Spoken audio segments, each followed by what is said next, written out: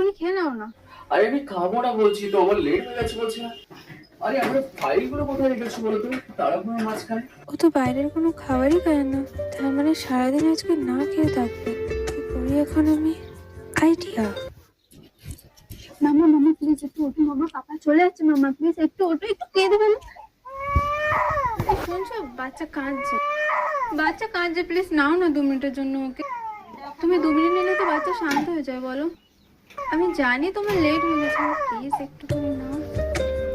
দাও তাড়াতাড়ি দাও, তাড়াতাড়ি দাও।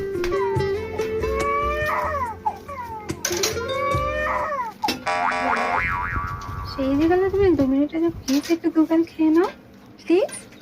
তুমি কখনো আমায় না খাইয়ে অফিসে পাঠাও, ঠিক কোনো না কোনো বাহানা করে আমায় খাইয়ে দিয়েছে। এতটা যত্ন, এতটা ভালোবাসা দিলে আর কি চাই একজন পুরুষের।